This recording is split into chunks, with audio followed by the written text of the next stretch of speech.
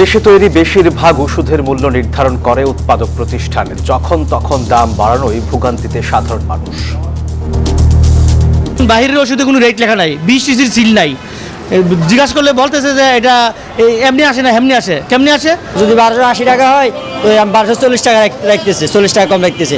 কি বেশি রাখতেছে না কম রাখতেছে সেটা তো আমরা জানি না। যে মানুষকে অ্যাফোর্ডেবল প্রাইসে বেশিরভাগ ওষুধ কী করে দেওয়া যায়, এটার সাথে ইন্ডাস্ট্রি যেমন অ্যালাইন এবং ওষুধ প্রশ্ন অধিদপ্তর তার ইনটেক তো কাজ করে যাচ্ছে। দাবির মুখে প্রায় 300 ওষুধের দাম নির্ধারণ করতে যাচ্ছে সরকার। উপদেষ্টা পরিষদের সবাই আরো একটি দুটি ড্রাগের অন্তর্ভুক্তির অনুরোধ এসেছে, সেগুলো অন্তর্ভুক্ত হলে 95 বা 96টা ওষুধ এটা সরকার কর্তৃক একটি নির্ধারিত মূল্যে ওষুধগুলো বিক্রি করতে হবে। দর্শক দেখছিলেন প্রধান শিরোনাম। এবারে জানাবো অন্যান্য শিরোনাম। প্রার্থিতা ফিরে পাওয়ার লড়াই শেষ হচ্ছে কাল। এবার কোনো পাতানো নির্বাচন নয় বললেন সিইসি। বর্তমান প্রশাসন দিয়েই সুষ্ঠু ভোটের প্রত্যাশা। কোনো পাতানো নির্বাচন হবে না, রাষ্ট্রপতি আমারও দরকার হবে না। কোনো পাতানো নির্বাচন এদেশে ইনশাল্লাহ হবে না। আমাদের তারেক রহমানের উত্তরবঙ্গ সফর শুরু রবিবার। ব্যাপক উৎসাহ উদ্দীপনায় নেতাকর্মীরা। নির্বাচনী আচরণবিধি লঙ্ঘন হবে না বললেন সালাউদ্দিন। গণঅভ্যুত্থানের শহীদদের আমরা ধারণ করি এবং আমাদের সেই চেতনাকে ঊর্ধ্বে তুলে ধরতে হবে, তার জন্যই তার যাওয়া। এখানে নির্বাচন আচরণবিধির কোনো বিষয় নেই। জুলাই যোদ্ধাদের দায়মুক্তি অধ্যাদেশের খসড়া প্রস্তুত। গুমের মামলায় জিয়াউল আহসানের বিরুদ্ধে সাক্ষ্য দেবেন সাবেক সেনাপ্রধান।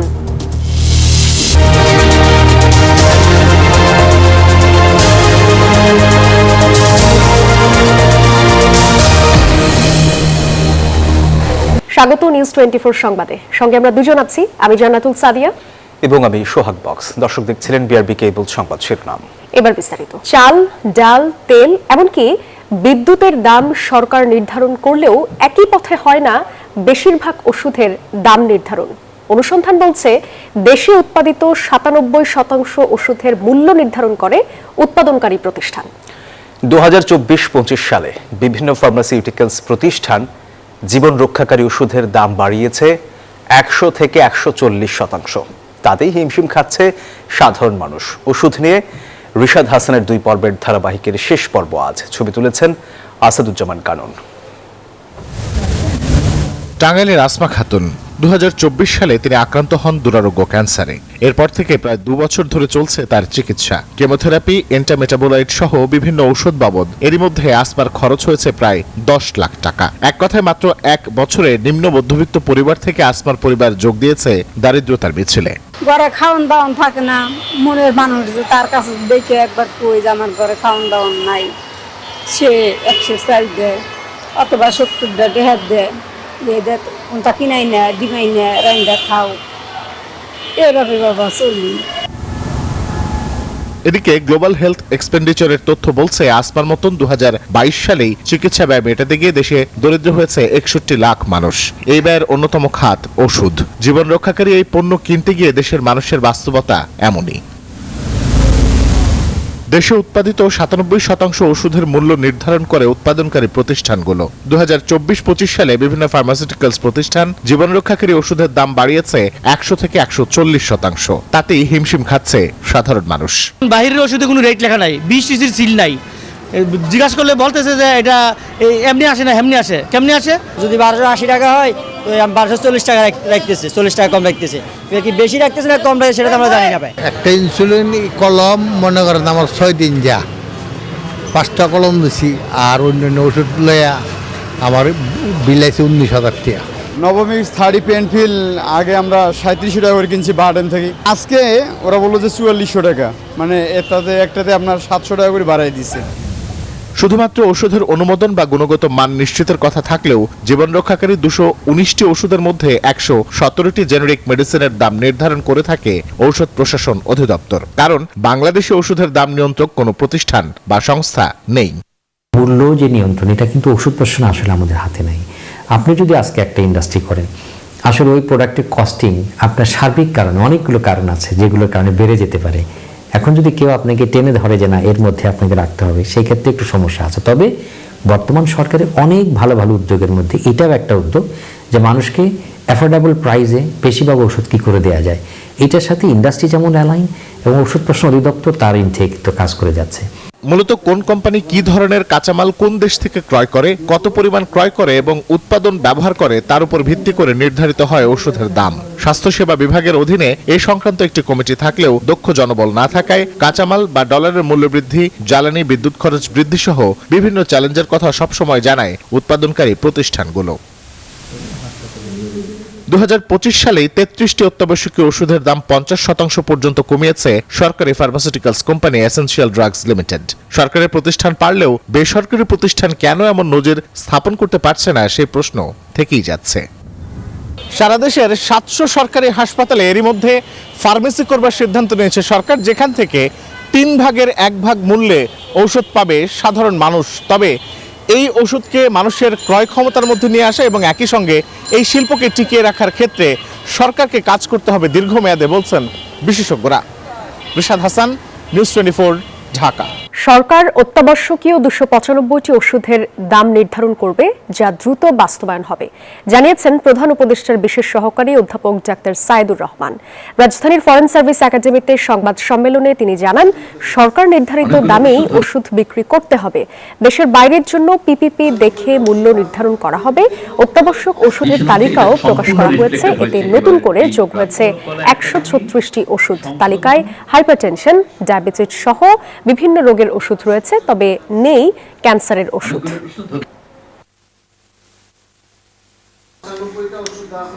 একটি অত্যাবশ্যক ওষুধের তালিকা প্রণয়ন করা হচ্ছে, যেখানে 295 বা সেটা আজকে উপদেষ্টা পরিষদের সভায় আরো একটি দুটি ড্রাগের অন্তর্ভুক্তির অনুরোধ এসেছে, সেগুলো অন্তর্ভুক্ত হলে 95 বা 96টা ওষুধ। এবারের অত্যাবশ্যক ওষুধ গত তালিকার চাইতে এবারে 135টি ওষুধ, 36টি ওষুধ অন্তর্ভুক্ত হয়েছে নতুনভাবে এবারে তালিকায়। এবং মূল ব্যাপার যেটা, সেটা হচ্ছে যে এই তালিকায় অন্তর্ভুক্ত ওষুধগুলোর ক্ষেত্রে আসলে এটা সরকার কর্তৃক একটি নির্ধারিত মূল্যে ওষুধগুলো বিক্রি করতে হবে, এটা স্পষ্ট নির্দেশনা থাকবে। এবার জেরুসালেম নির্বাচনের পথে।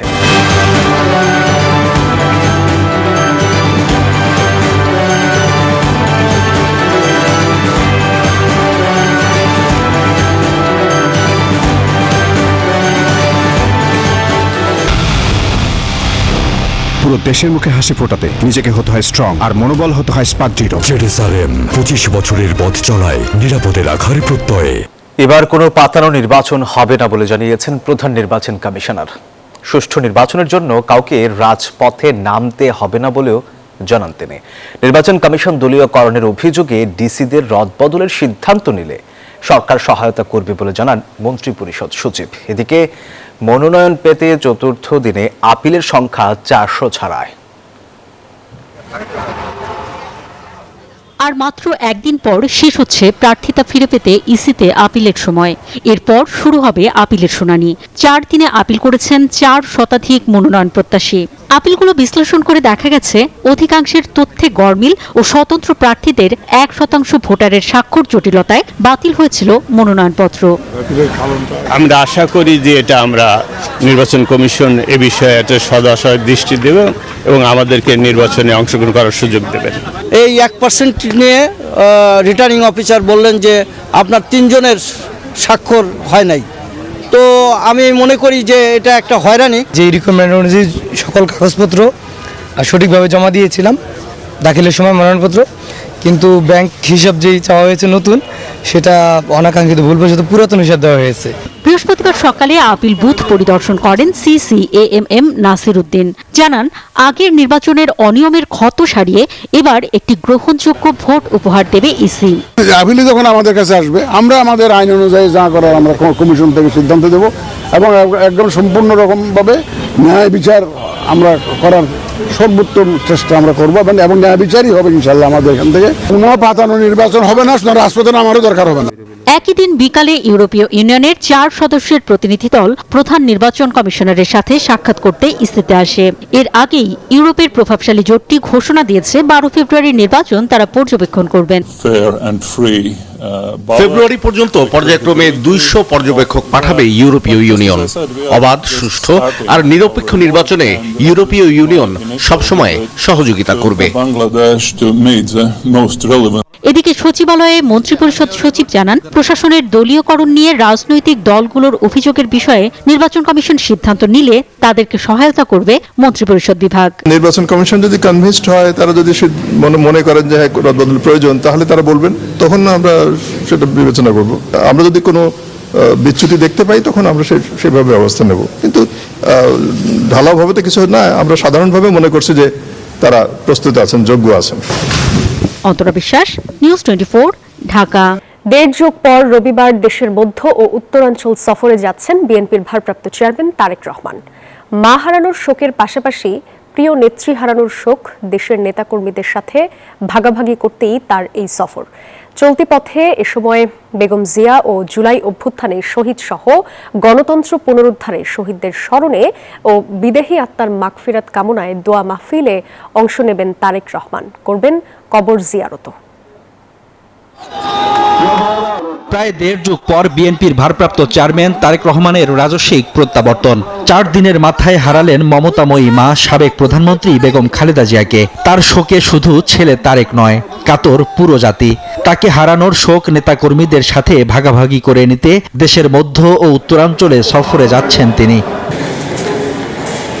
মায়ের দোয়া মাহফিলে অংশ নিতে রোববার ঢাকার বাইরে প্রথম সফরে যাবেন তারেক রহমান। পাশাপাশি জুলাই গণঅভ্যুত্থান সহ গণতন্ত্র পুনরুদ্ধারে শহীদদের কবর জিয়ারত করবেন তিনি। এ লক্ষ্যে ঢাকার বাইরে প্রথম কর্মসূচি শুরু হবে টাঙ্গাইল জেলার মধ্য দিয়ে। এ নিয়ে বিএনপি ও অঙ্গ সংগঠনের নেতাকর্মীদের মধ্যে উৎসাহ ও বেদনার এক মিশেলে ভিন্ন এক পরিস্থিতির সৃষ্টি হয়েছে। যাত্রা বলতে যে জিনিসটা সেটাই পরিলক্ষিত হচ্ছে। এটা আমার মনে হয় একটা আদর্শিক ব্যাপার, আর এটা অনুপ্রেরণার ব্যাপার। ব্যতিক্রম নয় টাঙ্গাইলে বিএনপি ও অঙ্গ সংগঠনের নেতাকর্মীরাও। মির্জাপুর অংশ থেকেই তারেক রহমানকে বরণ করে নেয়ার প্রস্তুতি চলছে। তারেক রহমান কোন পথ দিয়ে আসবে, কে কিভাবে দাঁড়াবে, একটি সারিবদ্ধভাবে শৃঙ্খলার সাথে যাতে আমরা প্রোগ্রামটা সারতে পারি। এরপর সিরাজগঞ্জ হয়ে 20 বছর পর বগুড়ায় পা রাখবেন তারেক রহমান। তার আগমন ঘিরে এবং খালেদা জিয়ার দোয়া মাহফিল ঘিরে চলছে নানা আয়োজন। সেন্ট্রাল স্কুল মাঠে দোয়ায় অংশ নিয়ে মহাস্থান মাজার জিয়ারত, মোকামতলায় দোয়া মাহফিলে অংশ নেবেন। এ লক্ষ্যে নিরাপত্তার চাদরে ঢাকা থাকবে বগুড়া। উনি আসবেন, দোয়া অনুষ্ঠানে থাকবেন, দোয়া করে চলে যাবেন। আমরা জেলা বিএনপির পক্ষ থেকে সার্বিক আয়োজন করেছি। ইনশাআল্লাহ ইতিমধ্যেই আমাদের সিরাজগঞ্জ জেলায় সকল প্রস্তুতি আমরা সম্পন্ন করছি। সকলের মধ্যে এটা নিয়ে উৎসাহ উদ্দীপনা কাজ করছে। সবাই স্বতঃস্ফূর্তভাবে ইনশাআল্লাহ চলে আসবে। আমরা বিভিন্ন প্রস্তুতি নিয়েছি এবং আমরা ইনশাআল্লাহ শতভাগ প্রস্তুত। ঠাকুরগাঁও পৌর শহরের জেলা স্কুল বড় মাঠে শুরু হয়েছে প্রস্তুতি। সাজানো হচ্ছে কর্মসূচির ভেন্যু, জোরদার করা হয়েছে সার্বিক ব্যবস্থাপনা। 23 বছর পর তার আগমনে চিনিকল মাঠে হবে খালেদা জিয়ার আত্মার মাগফিরাত কামনায় দোয়া মাহফিল। আমরা সবাই উচ্ছ্বাসিত, উদ্বেলিত। আপনারা জানেন যে আমাদের দেশনেত্রী বেগম খালেদা জিয়া কিছুদিন আগেই ইন্তেকাল করেছেন। তার রুহের মাগফিরাতের উদ্দেশ্যে আমরা এখানে একটা গণদোয়ার আয়োজন করা হচ্ছে। 13 জানুয়ারি ঠাকুরগাঁও থেকে পঞ্চগড়, নীলফামারী ও লালমনিরহাটে যাবেন। পরে শহরের কালেক্টরেট মাঠে হবে বেগম জিয়ার রুহের মাগফিরাত কামনায় দোয়া। জনাব তারেক রহমান প্রায় 20-22 বছর পর আমাদের লালমনিরহাটে পদার্পণ শুভাগমন করবেন। এই শুনে আমাদের নেতাকর্মী উজ্জীবিত, উদ্ভাসিত এবং আনন্দে উৎফুল্ল। পরে রাত্রি যাপনের জন্য রংপুরে ফিরবেন। 14 জানুয়ারি রংপুর থেকে বগুড়া হয়ে ঢাকায় ফেরার মাধ্যমে 4 দিনের সফর শেষ করবেন বিএনপির ভারপ্রাপ্ত chairman Tarique Rahman. Desk report, news 24। তারেক রহমানের উত্তরাঞ্চল সফরে নির্বাচনী আচরণবিধি লঙ্ঘন হবে না, এমনটাই বলেছেন বিএনপির স্থায়ী কমিটির সদস্য সালাউদ্দিন আহমেদ। বলেন, অভ্যুত্থানে শহীদদের শ্রদ্ধা জানাতেই দলের ভারপ্রাপ্ত চেয়ারম্যানের এই সফর। বৃহস্পতিবার গুলশানে সাংবাদিকদের এসব কথা জানান তিনি। অভ্যুত্থানের শহীদদের আমরা ধারণ করি এবং আমাদের সেই চেতনাকে ঊর্ধ্বে তুলে ধরতে হবে। তার জন্যই তার যাওয়া। এখানে নির্বাচন আচরণবিধির কোনো বিষয় নেই। এই দৃষ্টিকোণ থেকেই আমরা দেখি এবং সবাইকে অনুরোধ করব যেন 2024-এর ছাত্র গণ অভ্যুত্থানের মর্যাদাকে আমরা প্রশ্নবিদ্ধ না করি। আমরা শহীদদের আত্মত্যাগকে যেন আরো মহিমান্বিত করি। খুন হওয়ার 15 দিন আগে থেকেই হত্যার হুমকিতে ছিলেন স্বেচ্ছাসেবক দলের সাবেক নেতা মুসাব্বির। স্বামী হত্যাকাণ্ডে 5 জনকে আসামি করে মামলার পর এই কথা জানান তার স্ত্রী সুরাইয়া বেগম। এদিকে ঢাকা মেডিকেলে ময়নাতদন্তের পর নয়াপল্টনে বিএনপির কার্যালয়ের সামনে মুসাব্বিরের জানাজায় অংশ নেন বিএনপি নেতাকর্মীরা। বিচার দাবিতে আগামী শনিবার বিক্ষোভ ও সমাবেশের ডাক দিয়েছে স্বেচ্ছাসেবক দল। বুধবার রাত প্রায় 8:20 রাজধানীর তেজগাঁয়ে তেজতুরি এলাকায় হঠাৎ গুলির শব্দে আতঙ্ক ছড়িয়ে পড়ে। দুর্বৃত্তের গুলিতে নিহত হন উত্তরের স্বেচ্ছাসেবক দলের সাবেক সদস্য সচিব আজিজুর রহমান মুসাব্বির। এ ঘটনায় গুলিবিদ্ধ হন কারণবাজার ব্যান্ড সমিতির সাধারণ সম্পাদক আবু সুফিয়ান মাসুদ। প্রত্যক্ষদর্শীরা জানান, রাজনৈতিক কোন্দলে মুসাব্বির হত্যাকাণ্ড বলে ধারণা এলাকাবাসীর। আমি দেখছি যে পড়ে রয়েছে, লোকজন নিয়ে দিতেছে, পরে আবার একটা ব্যান আইছিল, আর ব্যানে করে উঠে নিয়ে গেছে। এটা হয়তো রাজনীতির লাইন, ওদের পক্ষের এই যে হয়তো বা কাজটা করছে। নিহত মুসাব্বিরের স্ত্রী জানান, গত 15 দিন আগে প্রাণনাশের হুমকি দেয়া হয়েছিল। বলেন, মুসাব্বির আগেই ধারণা করেছিলেন তাকে মেরে ফেলা হবে। আমার তো অনেক শত্রু আশেপাশে, আমাকে দেখবে হুট করে মেরে ফেলছে, আমি বেশি দিন বাঁচবো না, 15 দিন এরকম হবে, মানে ওই মানে প্রায় সময় আর কি বলতো, মানে এরকমই এইটাই আর কি, ওই যে সবসময় যেটা বলতো এইটাই বলতো। ওনার মতো জনপ্রতিনিধি আর কিছুই নেই। উনি তো অনেক জেল জুলুম তো তার নিত্যদিনের সঙ্গী ছিল। স্ত্রী বাদী হয়ে তেজগাঁও থানায় অজ্ঞাত 5 জনের নামে মামলা করেন। পুলিশ জানায়, তদন্তে কারণ বাজারের কোনো ঘটনা আছে কিনা গুরুত্ব দেওয়া হচ্ছে। আজকে ভোরের দিকে ওনার মিসেস বাদী হয়ে একটি এজাহার দিয়েছেন।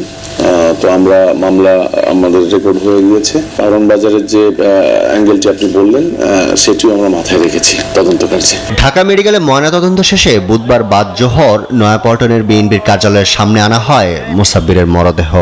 সেখানে জানাজায় অংশ নেন সাধারণ মানুষ ও দলের নেতাকর্মীরা।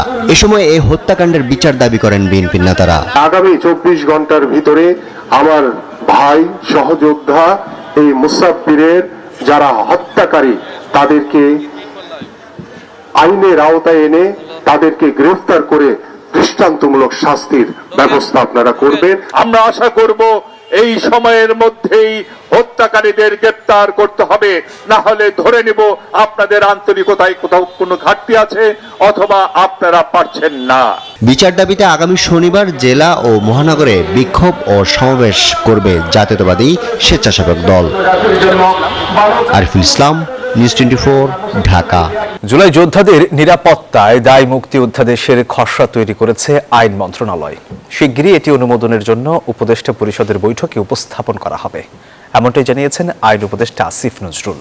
বৃহস্পতিবার নিজের ভেরিফাইড ফেসবুক পেজে দেয়া এক পোস্টে এই কথা জানান তিনি। জানান, জুলাই যোদ্ধারা জীবন বাজি রেখে দেশকে ফ্যাসিস্ট শাসন থেকে মুক্ত করায় অবশ্যই তাদের দায় মুক্তির অধিকার রয়েছে, তাই আইন প্রণয়নেরও প্রয়োজন।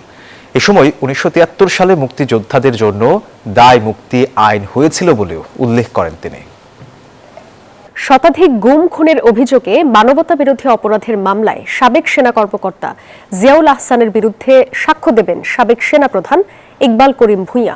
বৃহস্পতিবার আন্তর্জাতিক অপরাধ ট্রাইব্যুনালে এ কথা জানান চিফ প্রসিকিউটর তাজুল ইসলাম। তিনি বলেন, গুমের মাস্টার মাইন্ড ছিলেন জিয়াউল আহসান, যার সব তথ্য প্রমাণ আছে প্রসিকিউশনের কাছে। পরে আদেশের জন্য 14 জানুয়ারি দিন ঠিক করেন ট্রাইব্যুনাল। জিয়াউল হাসানের বিরুদ্ধে যে 3টি সুনির্দিষ্ট অভিযোগ আনা হয়েছে, এই সুনির্দিষ্ট অভিযোগগুলো প্রসিকিউশনের দাবি মতে প্রতিষ্ঠিত করা যায়। এই সামগ্রিক শুনানির আলোকে মাননীয় ট্রাইব্যুনাল আগামী 14 জানুয়ারি এই চার্জ শুনানির বিষয়ে আদেশ গঠনের জন্য দিন ধার্য করেছেন। রাষ্ট্রপক্ষ যে তথ্য উপাত্ত এনেছে তার থেকে এই মেজর জেনারেল রিটায়ার্ড জিয়াউল হাসানের কোনরূপ সম্পৃক্ততা নাই, কোনো এভিডেন্স রাষ্ট্রপক্ষ ট্রাইব্যুনালে অদ্যাবধি উপস্থাপন করতে পারে নাই। জাতীয় সরঞ্জাম পরিচিতি নিবন্ধন ব্যবস্থাকে গণবিরোধী আখ্যা দিয়ে তা বাতিলের দাবি জানিয়েছে মোবাইল ব্যবসায়ী ও সচেতন ভোক্তা সমাজ। বৃহস্পতিবার বিকেলে ঢাকা রিপোর্টার্স ইউনিটির সাগররুনি মিলনায়তনে সংবাদ সম্মেলনে এই দাবি জানান তারা। বক্তারা বলেন, এই পদ্ধতিতে লাখো মানুষ কর্মহীন হয়ে পড়বে। আন্দোলনে অংশ নেয় গ্রেপ্তার 57 ব্যবসায়ীর দ্রুত মুক্তি দাবি করা হয় সংবাদ সম্মেলনে। দাবি না মানা হলে দেশজুড়ে কঠোর আন্দোলনে নামার হুঁশিয়ারিও দেন তারা।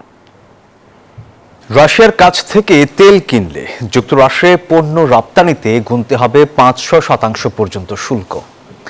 এমন একটি বিলে সায় দিয়েছেন মার্কিন প্রেসিডেন্ট ডোনাল্ড ট্রাম্প।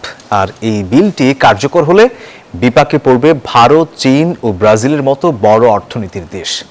মূলত এই দেশগুলোকে চাপে রাখতেই এমন পরিকল্পনার আশ্রয় নিচ্ছেন ট্রাম্প।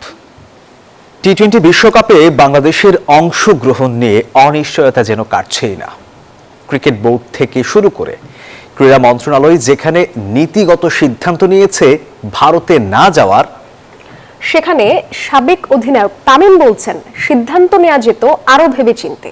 অন্যদিকে পররাষ্ট্র উপদেষ্টা তৌহিদ হোসেন ক্রীড়া মন্ত্রণালয়ের নেওয়া সিদ্ধান্তকে সমর্থন জানিয়েছেন। টি-20 বিশ্বকাপ শুরু হতে বাকি আর মাত্র 1 মাস। তবে ভারতে হতে যাওয়া এই টুর্নামেন্টে বাংলাদেশ খেলবে কিনা সেই ধোঁয়াশা যেন কাটছেই না। ভারতে হতে যাওয়া এই টুর্নামেন্টে বাংলাদেশ যে অংশ নেবে না এই সিদ্ধান্তের কথা আইসিসিকে আগেই চিঠির মাধ্যমে জানিয়েছিল বিসিবি। তবে সাবেক অধিনায়ক তামিম ইকবাল বলছেন ভিন্ন কথা। বিশ্ব ক্রিকেটে বাংলাদেশের অবস্থান চিন্তা করে সিদ্ধান্ত নেওয়া উচিত বলে মনে করেন তামিম ইকবাল।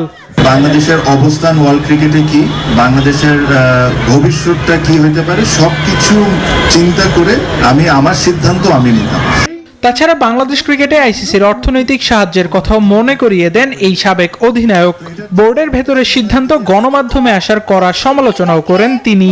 আমাদের 90-95% কিন্তু ফাইন্যান্স কিন্তু আইসিসি থেকেই আসে, তো সবকিছু আপনি বিবেচনা করে যেটা বাংলাদেশ ক্রিকেটকে হেল্প হবে আপনার এই সিদ্ধান্তটা নিতে হবে। এর আগে আইসিসি পূর্ণ নিরাপত্তা দেওয়ার কথা বললেও ক্রীড়া মন্ত্রণালয় ও বিসিবি সাফ জানিয়ে দেয় দেশের সম্মান বিসর্জন দিয়ে বিশ্বকাপ খেলা সম্ভব নয়। তবে তাদের এমন সিদ্ধান্তে পূর্ণ সমর্থন জানিয়েছেন পররাষ্ট্র উপদেষ্টা তৌহিদ হোসেন।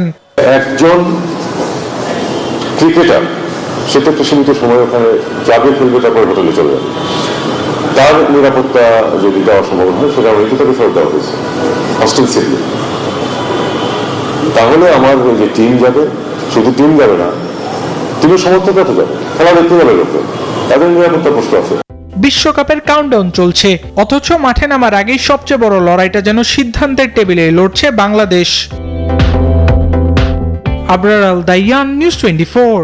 এই ছিল নিউজ 24 সংবাদে। এতক্ষণ সাথে থাকার জন্য ধন্যবাদ সবাইকে।